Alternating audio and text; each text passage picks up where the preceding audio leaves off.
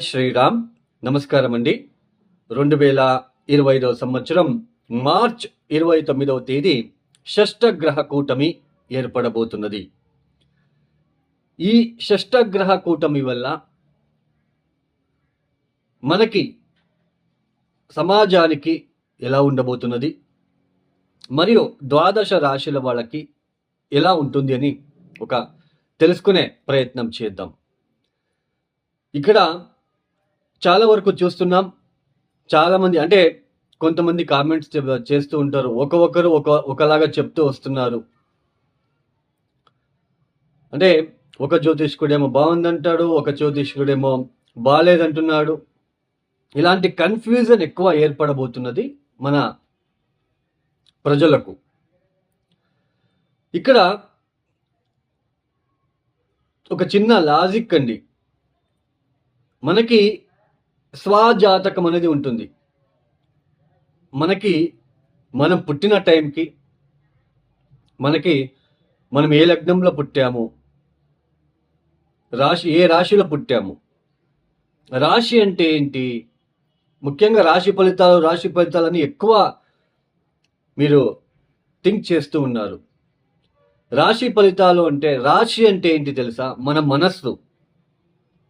ఇప్పుడు మన మనస్సులో ఏదో ఒకటి అనుకుంటాం. రాత్రి పడుకునేటప్పుడు రేపు సాయంత్రం లోపు నేను ఆఫీసులో ఇంత వర్క్ చేయాలి అని మీరు మనసులో వచ్చేస్తుంది. ఓకే, ఉదయాన్నే మీరు ఆఫీస్కి బయలుదేరుతారు. ఆ రోజు ఎప్పుడైతే మీరు రాత్రిపూట అనుకొని ఉంటారో సాయంత్రం లోపల అన్ని పనులు నేను మ్యాక్సిమం చేయాలని, ఆ పనుల్లో మీరు ఎంతవరకు సక్సెస్ అవుతారు అనేది లగ్నం. ఇదే అండి లగ్నం అంటే. రాశి అంటే జస్ట్ మనస్సు లేదు అనుకుంటారు, అది కరెక్ట్గా మీరు కార్యరూపంలో చేయాలి కదా. దాన్ని ఎంతవరకు మీరు సక్సెస్ చేస్తారు అనేది లగ్నం ఇంపార్టెంట్. లగ్నం చూపిస్తుంది. అంటే దశాభుక్తిలో మనకి మంచి దశాభుక్తులు జరుగుతూ ఉంటే మీరు అనుకున్నట్టుగానే, మీ మనసులో వచ్చినట్టుగానే మీరు చేసేస్తారు.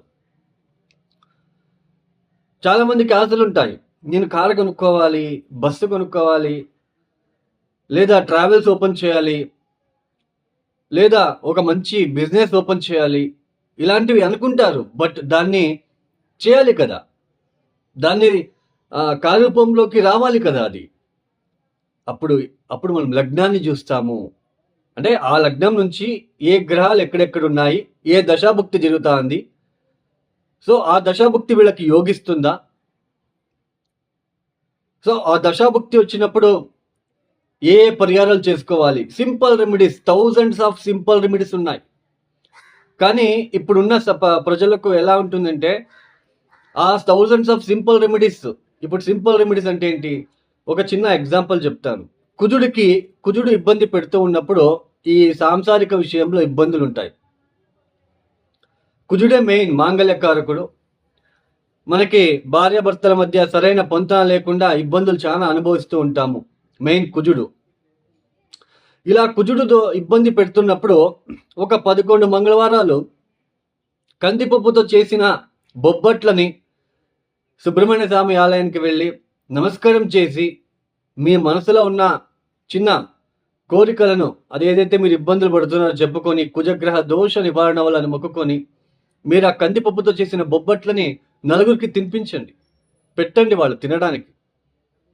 లేదా ఆవులకి తినిపించండి, ఎద్దులకి తినిపించండి. రోడ్ సైడ్ ఉంటున్న ఎంతో ఎద్దులు, ఆవులు రోడ్ సైడ్ సిటీలో అవి పేపర్లు అవి తినుకుంటూ వెళ్తూ ఉంటాయి. సో అలాంటి ఆవులకి, ఎద్దులకి తినిపించండి. ఆ గ్రహ నెగిటివ్ ఇంపాక్ట్ ఖచ్చితంగా తగ్గుతుంది. ఒక చిన్న ఎగ్జాంపుల్ చెప్పారు, థౌజండ్స్ ఆఫ్ రెమెడీస్ ఉన్నాయి. సో అలాంటి థౌజండ్స్ ఆఫ్ రెమెడీస్ కాకుండా ఇప్పుడున్న ప్రజలకు ఎలా అంటే, ఒక చిన్న హోమం చేయించగానే మనకు ఆ నెగిటివ్ ఇంపాక్ట్ తగ్గాలి, ఇలాంటి ఆలోచనలు ఎక్కువగా ఉంటాయండి.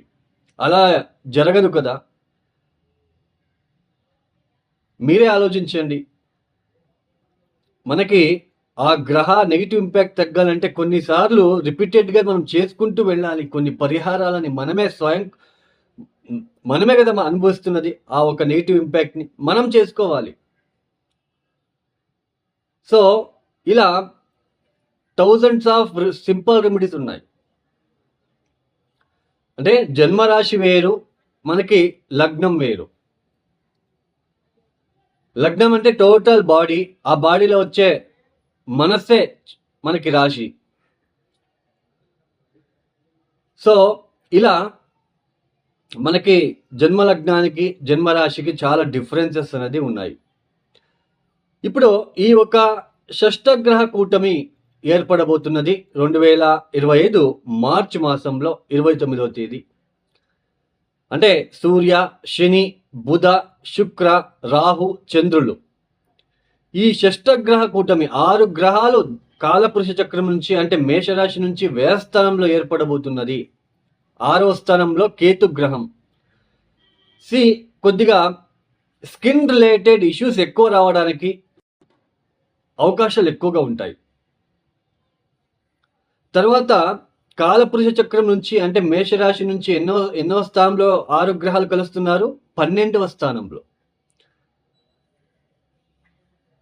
నిద్రాహీనత కనిపిస్తూ ఉంటుంది జనాల్లో, అంటే ప్రజల్లో నిద్రాభంగము, కంటికి సంబంధించిన ఏదైనా ఇన్ఫెక్షన్ లాంటిది క్రియేట్ అవ్వడానికి అవకాశాలు ఉంటాయి.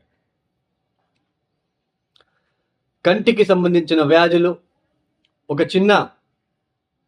ఒక వైరస్ లాగా ఏదైనా స్ప్రెడ్ అవ్వడానికి కూడా చిన్న ఛాన్సెస్ ఉంటుంది.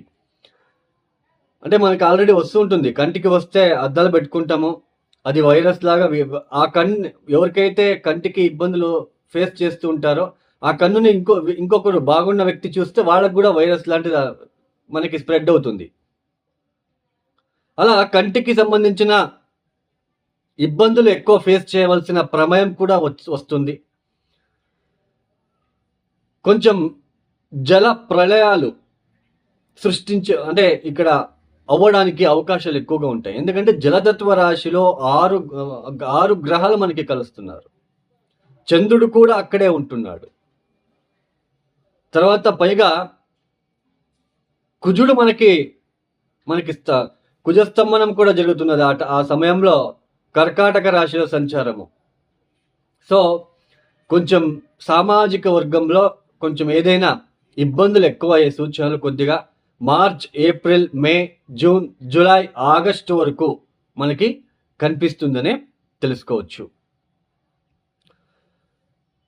అంటే ఏదో పెద్దగా అయిపోతుంది అని కాదండి, ఏదో చిన్నవి ఏదైనా ఇబ్బందులు వచ్చే సూచనలు